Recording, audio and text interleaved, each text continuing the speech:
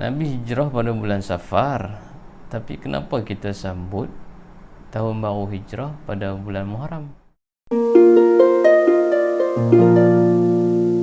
Assalamualaikum warahmatullahi wabarakatuh.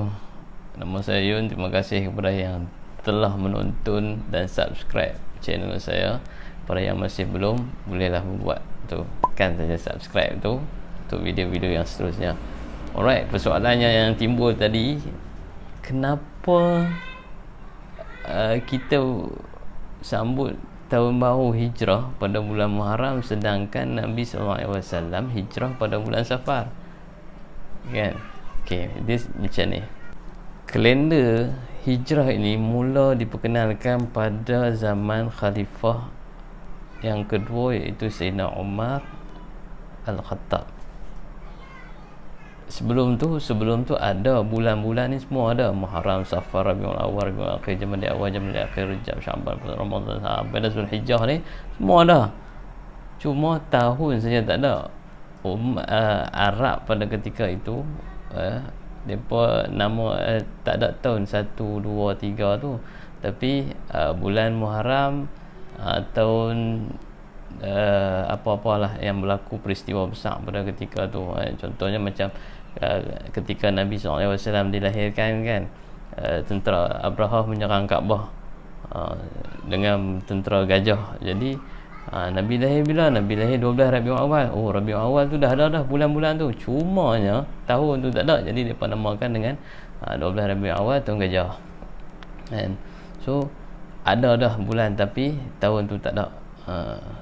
Bila berlakunya perkembangan umat Islam sehinggalah ketika mana zaman Sayyidina Umar, pemerintahan Islam ni dah luas dah.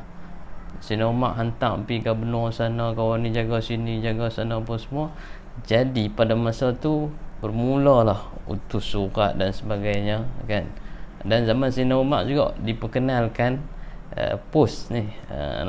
So Islam terdahulu, cuma kita je yang tak tahu.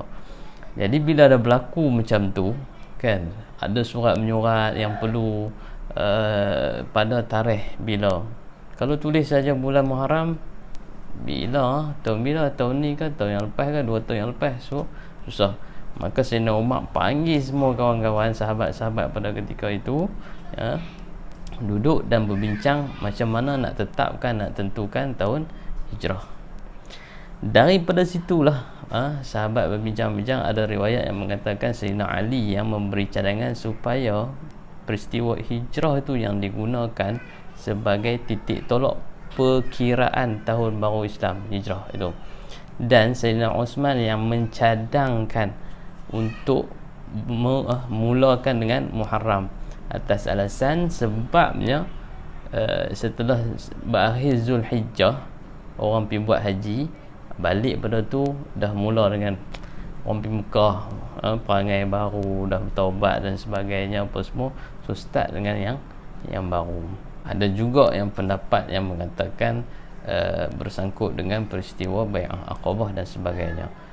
Jadi banyak pandangan tentang kenapa dipilih Muharram itu yang sebagai permulaan.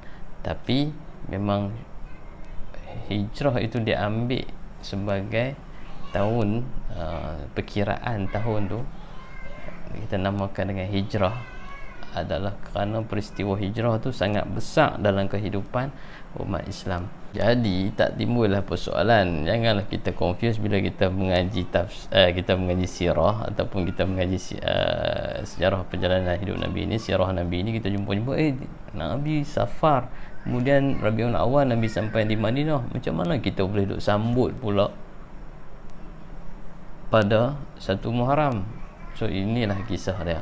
So kalau untuk nak lebih lanjut lagi, nak mengetahui dengan lebih lanjut, bolehlah rujuk dalam beberapa buah kitab, antaranya kitab Fathul Bari yang dikarang oleh Imam Al-Hafiz Ibn Hajar Al-Asqalani, kemudian kitab Bidayah wan Nihayah yang ditulis oleh Imam Ibn Kathir, dan juga yang latest sikit pada tu ialah Imam Syekh Safiur Rahman Al-Mubakfuri, Rahiq Al-Maktum.